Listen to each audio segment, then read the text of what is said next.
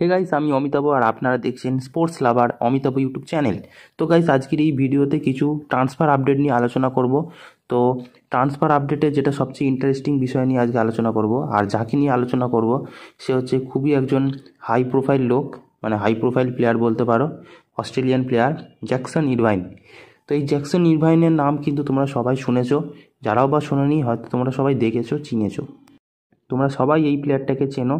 অস্ট্রেলিয়ার ফুটবল যারা ফলো করো মোটামুটি, এবং অস্ট্রেলিয়ার খেলা যখন হয় যারা দেখেছো, তারা এই জ্যাকসন ইরভাইনকে সবাই চিনবে। আর এই জ্যাকসন ইরভাইন কিন্তু অস্ট্রেলিয়ার ফুটবলের টিমের কিন্তু ক্যাপ্টেন। তো এই ক্যাপ্টেনকে নিয়ে কেন আলোচনা করছি, কারণ এই মুহূর্তে একটা একটা রুমার্স আছে যে অস্ট্রেলিয়ান ফুটবল টিমের এই ক্যাপ্টেনকে নাকি মোহনবাগান টার্গেট করছে এবং চেষ্টা চালিয়ে যাচ্ছে। 1-1.5 বছর ধরেই প্রায় টার্গেটে রেখেছিল। তো এখনও মোহনবাগান তাকে টার্গেট লিস্টেই রেখেছে এই জ্যাকসন ইরভাইনকে নেয়ার জন্য। আর এমনিও জানো, আমাদের এবারে মোহনবাগান থেকে একজন বিদেশি চলে যাবে, গ্রেগ স্টুয়ার্ট। মানে মোটামুটি প্রায় ফিক্স আছে, গ্রেগ স্টুয়ার্ট কিন্তু প্রায় চলেই যাবে। সে হয়তো তার দেশের ক্লাবে ফিরে যেতে পারে। তো এনারই একজন রিপ্লেসমেন্ট হিসেবে অন্য একটা প্লেয়ারকে কিন্তু তারা ভালো কোনো বিদেশি খুঁজছে। তো সেইখানে একটাই নাম বেশি উঠে আসছে, সেটার নাম হলো জ্যাকসন ইরভাইন, যিনি এখন জার্মানির বুন্দেসলিগার এফসি সেন্ট পাউলি ক্লাবের সাথে তিনি এখন আছেন।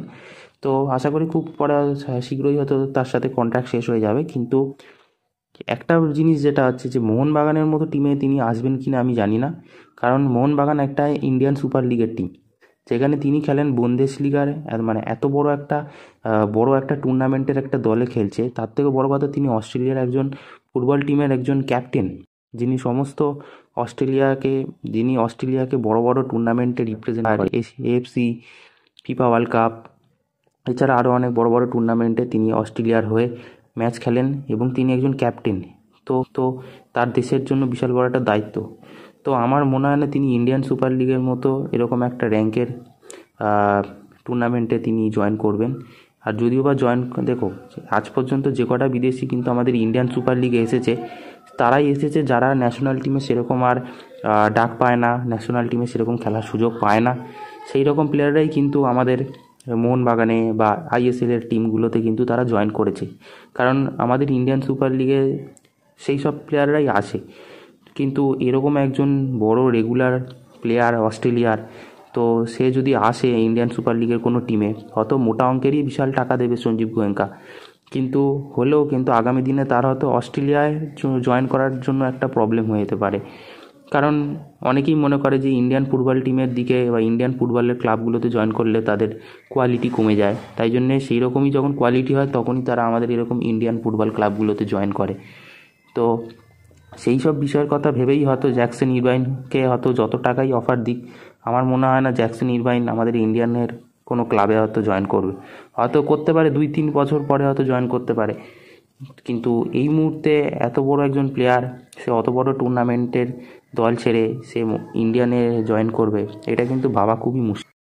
কারণ মানতে না চাইলে এটাই সত্য যে আমাদের ইন্ডিয়ান ফুটবলে কিন্তু সেই সব বিদেশি প্লেয়াররাই এসছে, অনেক হাই প্রোফাইল বিদেশিরাই এসেছে, বড় বড় বিশ্বকাপ আর এসছে, স্পেশালি মোহনবাগানে। আর মোহনবাগানের ক্ষমতাও আছে টাকা দিয়ে সেরকম প্লেয়ারকে আনার জন্য।